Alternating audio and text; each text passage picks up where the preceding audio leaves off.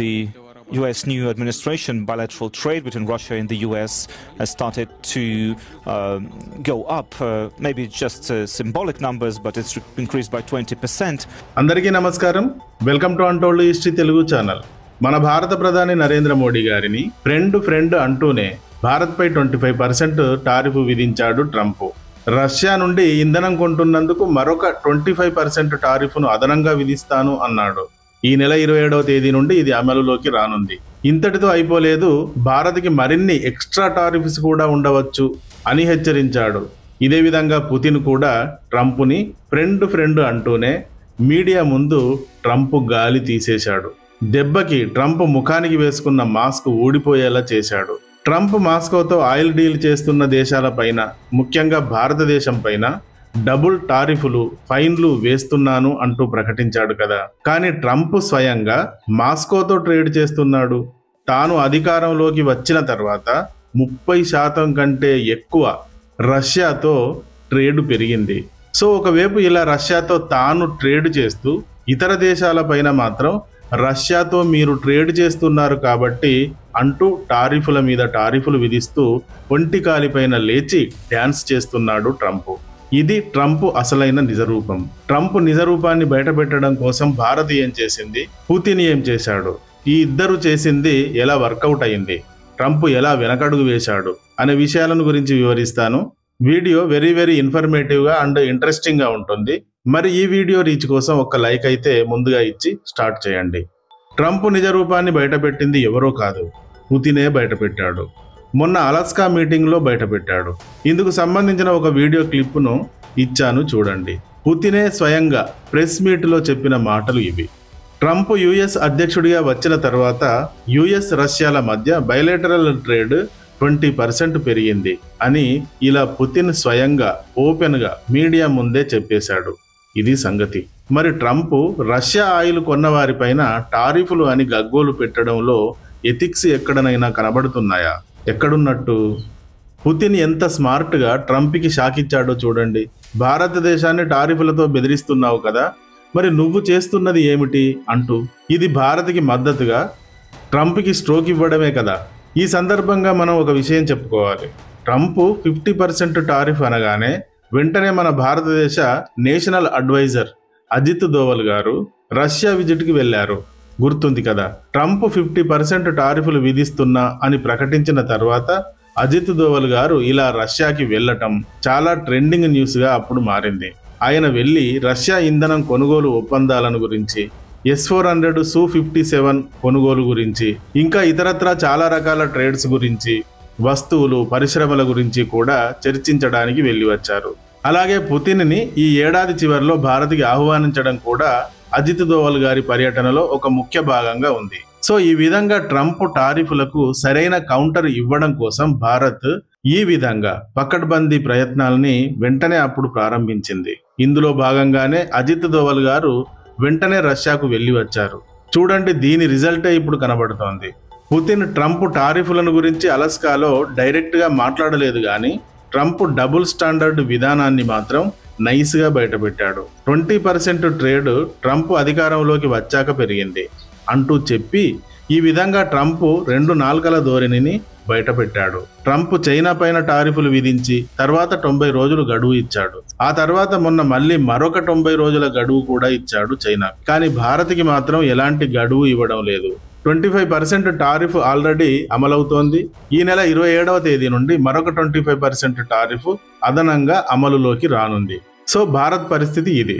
అయితే ఇక్కడ విషయం ఏమిటి అంటే, చైనా రష్యాకి నెంబర్ 1 ఆయిల్ కొనుగోలుదారు. చైనా తర్వాతే భారత్. 2024లో చైనా రష్యా నుండి $62.6 బిలియన్ విలువైన ముడి చమురును దిగుమతి చేసుకుంది.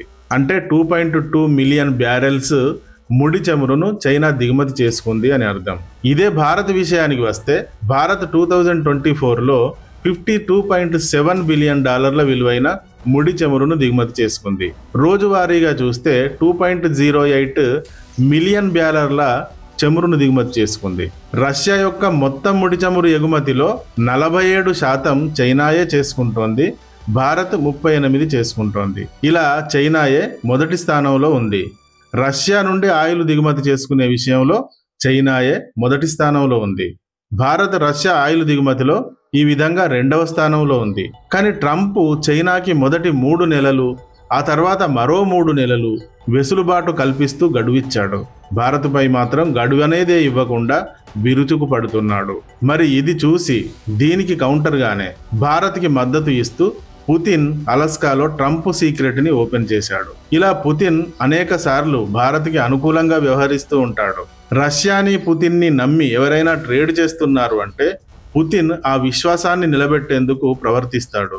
భారత్ పట్ల నిజమైన స్నేహితునిలాగా ఉంటాడు. చూడండి ట్రంప్ని వేదికపైనే భారత్ కోసం ఎలా నిలదీశాడో పుతిన్. దీని తర్వాత ట్రంప్ ఒక్క దెబ్బకి వెనక్కి తగ్గాడు. అదనపు టారిఫ్ని గురించి ఆలోచిస్తాను అన్నాడు. భారత్ పైన మొదట 25% టారిఫ్ను విధించాడు. తర్వాత అదనంగా మరొక 25% టారిఫ్ను విధించాడు. ఎందుకండి అంటే రష్యా నుండి ఆయిల్ను భారత్ కొనుగోలు చేస్తుంది కాబట్టి అంటూ.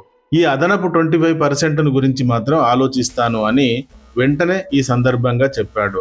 ఎప్పుడైతే పుతిన్ ఈ విధంగా ట్రంప్ యొక్క నిజస్వరూపాన్ని బయటపెట్టాడో ఆ వెంటనే ట్రంప్ ఈ విధంగా అదనపు టారిఫ్లను గురించి ఆలోచిస్తాను అన్నాడు. అలస్కాలో పుతిన్ ట్రంప్ల మధ్య సమావేశం ముగిసిన తర్వాత ట్రంప్ మీడియా ముందు మాట్లాడుతూ, ఈ రోజు జరిగిన పరిణామాల తర్వాత రష్యా నుండి కొనుగోలు చేస్తున్న దేశాలపై సుంకాలను విధించడం గురించి ఇప్పుడే నిర్ణయం తీసుకోవాలని నేను అనుకోవడం లేదు.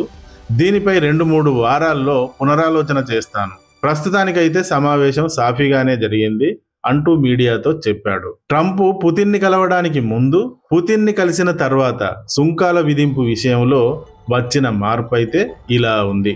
అయితే ఇదే ట్రంప్ పుతిన్తో సమావేశం కావడానికి ముందు కూడా మాట్లాడాడు. ఏం మాట్లాడాడు అంటే రష్యా తన ఇంధనానికి సంబంధించి అతిపెద్ద క్లయింట్ను కోల్పోయింది అన్నాడు భారత్ను గురించి. అంటే ట్రంప్ టారిఫ్, అదనపు టారిఫ్, ఫైన్ అని బెదిరించగానే భారత్ రష్యా నుండి ఇంధనం కొనుగోలును నిలిపివేస్తోంది కాదు, నిలిపివేసింది. నేను వార్నింగ్ ఇస్తే భారత్ భయపడుతుంది అన్నట్టుగా మాట్లాడాడు. అయితే ట్రంప్ ఇలా అబద్ధాలు, అవాకులు చెవాకులు మాట్లాడడంలో ఎక్స్పర్ట్ అనే విషయం అందరికీ తెలిసిందే. అందరూ చూస్తూ ఉండగానే అందరికీ నిజం అర్థమవుతుందని తెలిసే కల్లబొల్లి కబుర్లన్నీ చెబుతాడు ట్రంప్. ఇదిగోండి ఇప్పుడు కూడా ఇతను ఇలాగే అన్నాడు, రష్యా ఒక పెద్ద క్లయింట్కు దూరం అయ్యింది అని.